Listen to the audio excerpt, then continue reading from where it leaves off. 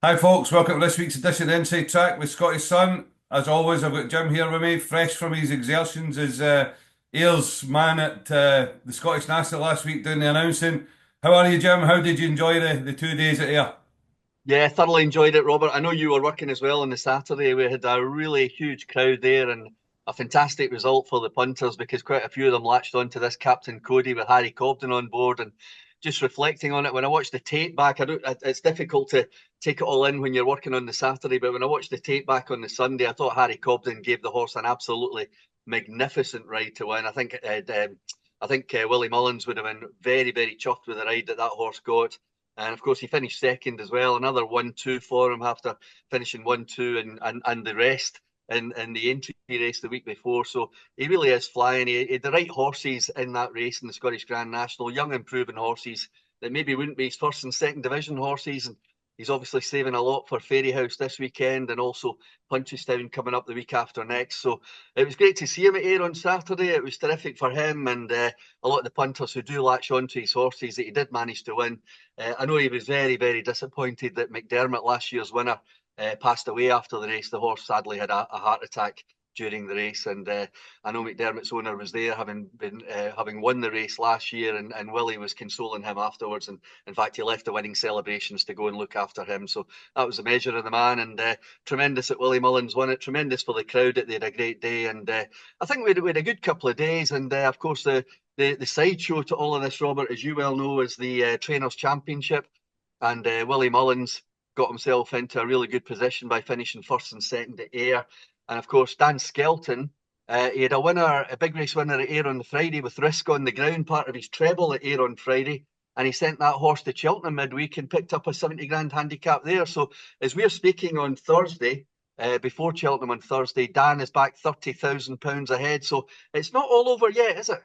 Well, definitely not, but it's pretty much looks like it's going to go to the wire now. So, which Yeah, is great for us up here because we've got Kelso next week, then 3 days at Perth. So you yeah. can see them scrapping it out there. But I mean, they're even going down to Plumpton. I mean, Willie Mullins has got five or six entered in this Sussex Champion Hurdle, £100,000 race where you might see the County Hurdle winner Cargeese running. Sir Gerhard's entered Toons Avatars in there as well, Yeah. the Royal Bond winner. So I mean, it's fantastic for racing because you're getting these quality horses turning out all over the country now, aren't you? Yeah, you've hit the nail on the head. I mean, Willie Mullins sending a team to Plumpton on a Sunday. We'll find out exactly which ones are going towards the weekend, but absolutely fantastic. And as you say, Kelso, Perth, the fact that this race is going right to the wire, all the way to Sandown a week next weekend, and it's absolutely brilliant. Looking forward to it. I keep saying, I've been saying to people over the past few days, Dan Skelton is not out of this race yet. And he's just ticking over, sending out a winner here, a winner there. Harry is punching the air every time he puts one over the line, and they are determined to try and hang on to this lead. So don't rule him out, even though it's 10-1 on Willie. Yeah, and also we've got the start of the flat kind of proper this week with the Craven meeting. We had the Greenham last week. We've now got a new favourite for the Guineas, 3-1 Yeah. for Field of Gold for John Gosden, trying to win the race for the first time. How impressed were you with that yesterday? And is he the right favourite? Does he deserve to be that price? I think he's short, Robert. I really do. He was visually impressive, absolutely no doubt about that. And Kieran Schumark, the much maligned Kieran Schumark, I thought gave him a terrific ride. He was clearly, and John Gosden pointed out after the race, he was clearly in a little bit of trouble after three furlongs, but he managed to get him out, make sure he had a clear run, and then the horse's burst of speed was absolutely fantastic. But it was a Group 3. It was a Group 3 trial. I know we don't run Group 1 trials, but there's a lot of horses coming to Newmarket in a few weeks with Group 1 form. And I'm particularly looking forward to see exactly what Aidan O'Brien runs because the one that's impressed me most so far, and he's had a run this season, and he quickened up really impressively at Leopardstown a couple of weeks ago, is Henri Matisse. And that horse isn't really getting mentioned in dispatches at the moment. I know Aidan had his big press day the other day, and he mentioned this, that, and the other. And Twain seems to be the one that they're pointing towards Newmarket. But Henri Matisse, if he's declared, and even if Ryan Moore isn't on him, I think that's got a really good each way chance. Although I'm not going to rubbish Field of Gold because visually, Robert, he was very, very impressive. And he's favourite on sufferance at the moment, I think, because the O'Brien hordes haven't really decided which one's going to be theirs, and nothing else has really emerged. But impressive, but I'm just holding my bets. Well, the focus is going to be on the flat action on the all weather tomorrow and Friday with the the all-weather championship final. You're a man that keeps an eye on the all-weather right through the winter. What have you dug out at Lingfield and Newcastle? Yeah, Lingfield and Newcastle. Newcastle, I suppose, is a big one. That's the all-weather championships with the real big money on Good Friday. And one or two races I've had a look at. The one I'll start with, just in time order, Robert, is the 150. It's the 3-year-old championship over 6 furlongs on that Newcastle straight. And the one I like here is a horse called Cyclonite, number 10.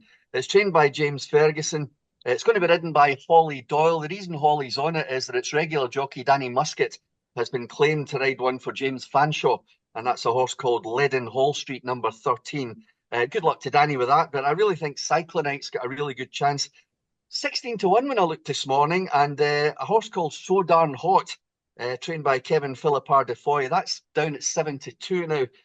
I don't understand that because Cyclonite was only 2.5 lengths behind So Darn Hot in January here over this course and distance, and he's got a £14 pool for 2.5 lengths. So I think that pulls Cyclonite right into this equation. Holly Doyle, I think, is a master on the all-weather. She rides Kempton better than anyone, but she's pretty good at Newcastle as well. So I think that's a great booking for Cyclonite. And the Ferguson horses came good last weekend with a winner at Thirsk, and a good horse ran well at Musselburgh. So I think all geared towards Cyclonite.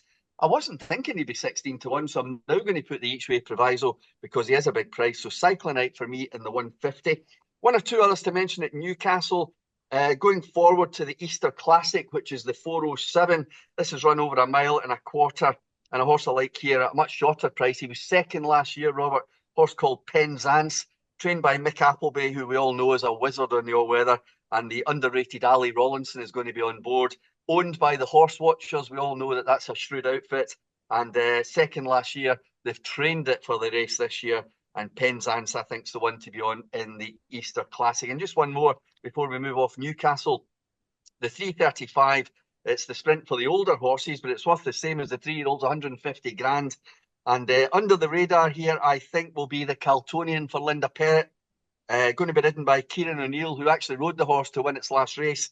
And I think the Caltonian, a horse very much on the upgrade, was a little bit out of luck in several races last year, but he's proved himself in this class. I don't think he's up in class. He's proved himself in this class. He's reasonably well handicapped. The blinkers are on.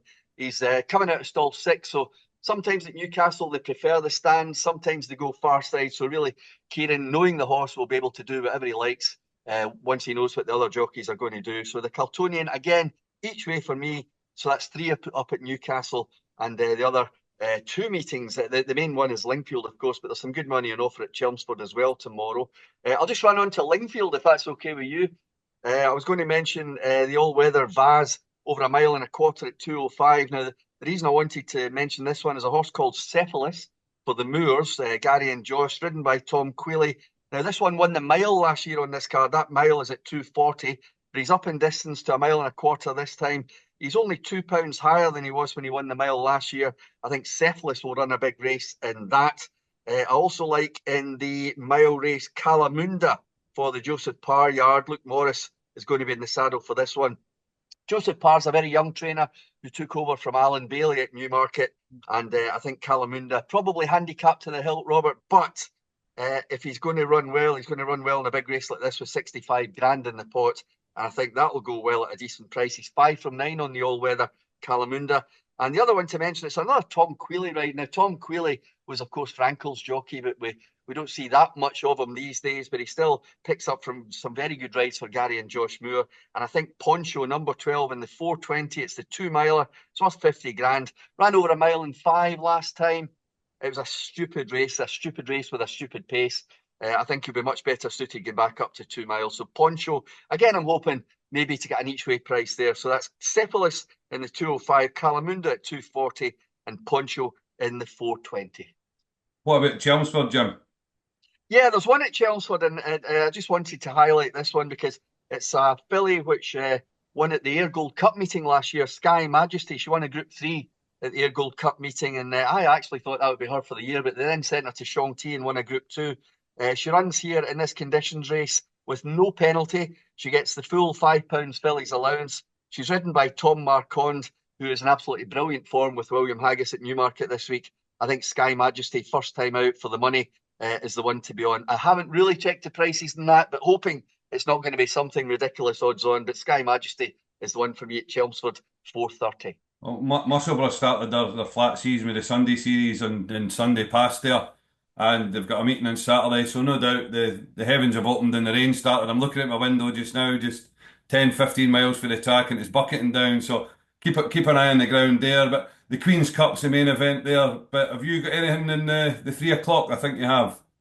Yeah, in the 3 o'clock, we've got Jim Goldie's American Affair coming out in this race, making its first appearance of the season. He did so well with this horse in the Sky Bet series last year, and I don't know if you remember, this horse went off 11-4 favourite for the Ayr Gold Cup. There was a monumental gamble on it at Ayr in September. Remember, he'd won the previous week. He'd won the Portland handicap at Doncaster. Now, he didn't run badly at Ayr at all. Just nothing went right for him, Paul Mulrennan said afterwards, but he did win that Portland. He's only £2 higher than Doncaster. First time out at Musselburgh on Saturday. I think Jim Goldie has targeted this race. I don't think he'll be lacking in fitness for a 50 grand handicap at Musselburgh. An American Affair is my selection for the 3 o'clock. I had one I was interested in, the 3:35, which I'll mention in a moment, but I know you fancy one for Charlie Johnson. Yeah, I quite like Struth in this. It's sneaked in at the bottom of the weights with Sylvester de Souza booked to ride it. I mean, the angle I've kind of got here is he's won twice on his first start of the season. Last year he didn't, but that was off a mark £10 higher. He's back to only a pound above his last winning mark now, and he was second over a mile and six at Doncaster, so we know he gets the trip. So I think he's a horse that you've got to catch fresh. If the 2 years that he came out and won when he was fresh are anything to go by, so I like the booking of de Souza as well, Yeah. back on board for the Johnson team. So I think Struth is a decent bet in the Queen's Cup at 3:35. Yeah, you might find by 3:35 on Saturday, I'm with you, Robert, because I like the horse called Kihava, which I was very big on for the Scottish Champion Hurdle last week, and the ground went against it. They thought it was a bit too wet. Ryan Hughes, the horse, made a bad mistake on the first, I think way down the back straight, maybe the third hurdle. Brian gathered it together, still ran a nice race, but I think they were maybe thinking of another day. That other day should be Saturday in the Queen's Cup if the ground stayed good. But as you say, if the rain comes and spoil that, then I'll be going off Kihava. But here's my selection at the moment if the ground was to be in his favour. But I suspect they might leave it and wait for another day. But Struth, I agree with you. I think Sylvester de Souza is a tremendous booking for that horse. I think it's a horse, Robert, that has to have its mind made up for it. And he's just the boy to do that. So I might be with you on Struth by the time the race goes off at 3:35 on Saturday. But tremendous prize money, isn't it? 100 grand. Yeah, no, it's great for Muscle to be putting that kind of money up. The one I would mention as well, Jim, is Wise Eagle. Now, we talked about him Yeah. a lot over hurdles. He's last year's winner. He's 5 out of 6 at Muscle, albeit he's £5 higher than when winning it last year. But is he one that you think will definitely be competitive this time round? Yeah, I think so. I think that's got a really good chance, Wise Eagle for Adam Nicol. I think they know this horse inside out. They probably think he's still, even though he's right up the top of the handicap there, they probably still think they've got a little bit in hand there. So yeah, watch out for that one. And the other one I mentioned in the inside track column in the Sun on Thursday, Robert, was Lieber Power. And purely because he's danced a few big dances and big races, and also he's trained by that man, Andrew Balding, who is really in red hot form at the moment, as we've seen this week at Newmarket. Yeah, we've also got a couple of jumping meetings that are of interest as well. We've got the Challenger Series final at Haydock. Now, the fields have kind of been decimated a little bit because they're expecting it to be good to fun patches there on Saturday. But the 240, I quite like to look of Thank You Ma'am in that race with Olive Nichols taking 7 off its back. There's a bit of form there with Manila Rescue, who ran a great race to be second in the Sefton, the Grade 1 at Aintree. So 127 for him looks a workable mark. Tiny Tetley is also in the race, which beat a horse I like called Florence the Machine at Taunton. All that one's winning has been done in small fields, so I was kind of prepared to put a line through it when I saw the amount of entries, but the field's actually cut up to 7 or 8, I think it is. So Tiny Tetley would have a chance, but I think Thank You Ma'am on the form of that Manila Rescue race at Doncaster in March, given what he's done since, I think a mark of 127 could be workable with Olive Nichols taking 7 off its back. Yeah, I think I'll be having a look at that meeting once I'm absolutely sure what the going's going to be like. Is there anything else you fancy at Haydock or even Carlisle at the weekend? Well, the Veterans Chase, I mean, it seems there's a Veterans Chase on every card these days, isn't it? You can Yeah, hold a race meeting without a Veterans Chase. I mean, they were a great initiative when they first started, but there just seems to be so many of them now. But anyway, I'm going to have one in the Veterans Chase, which is Dubai Days for Nick Alexander, yeah, which was second in the race last year behind Numitor, who opposes again. I mean, he was getting £7 for Numitor last year with Bruce Lynn's claim. He's now getting £15 for that horse. He's up £3 for beating Edgar Wallace over course and distance in February. But he followed that up with a good run the next time off his new mark, 127 at Carlisle, just narrowly beaten by Credo, who looked well handicapped that day. So he's been given a light campaign this season. This is yeah, only his third. This will only be his third run of the year. So it looks to me like Nick's kind of worked backwards from this just to get him tipping away. He's only 11, which is no yeah. a massive age in these kind of races. So I think he looks like Nick's laid him out for the race. So I think Dubai Days is well worth a look. Yeah, and the youngest horses in these races, as you know, is 10 years old anyway. So they usually stretch from 10 to 13, 14. So yeah, he's still got plenty of petrol in the tank, I think, that horse. And you're quite right, Robert. I mean, you're still concentrating on these jump meetings, even though the ground is quickening up, because there's so much good jump racing to come, which we used to call it summer jumping, but it's all year round now, isn't it? And especially with this big meeting at Perth coming up. Yeah, I mean the summer jumps. There's a lot of trainers that now are focusing most of their ammunition, or not a lot of their ammunition, Yeah, on the summer because there is good prize money at these tracks. You know, Perth puts up great prize money, Cartmel, market raising. So, I mean, if you've got a horse that wants good ground, who knows what the seasons are these days? So, you know, you've got a right good chance of picking up some good pots in the summer. So we'll move on to Carlisle. The 327 special rate, I think, is starting to look well handicapped off 125. He was rated 133 when he was with Phil Kirby, moved to the Quinlan's. They gave him three quiet runs and a break, and then I've brought him back. He's finished second twice at Newcastle on good ground. Last time he got beat by Flicko Voyu, another one who yeah, switched stable and suddenly from Paul Nichols to the Hogarth went down to 117, having been 139 in the past. So he bumped into a really well handicapped one the last time, but I think there was a lot to like in Special Rate's performance that day. I think he'll go close in the 327. The 402, there's a fascinating one with Cruden, a 4-year-old for James Ewart, ridden by Brian Hughes, who was second to Inappropriate, who won the Go North Juvenile at Wetherby, albeit he was beaten last week at Ayr when few people fancied him. He's stepping up in tip again. He stepped up to from 2 miles to 2.5 the last time. They're stepping him up to 3 mile one here after his second at Newcastle last time out over 2.5. I wonder if that step up on tip will just unlock a wee bit more because he did look a wee bit outpaced after the last. And interestingly, both his flat wins for Jesse Harrington in Ireland came right-handed. So maybe going to Carlisle, and we know Carlisle's not for everybody.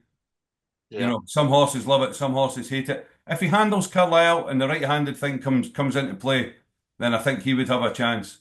And then the last one is See a Stride in the 512 for a stable, the Susan Corbett stable, which is in great form at the moment.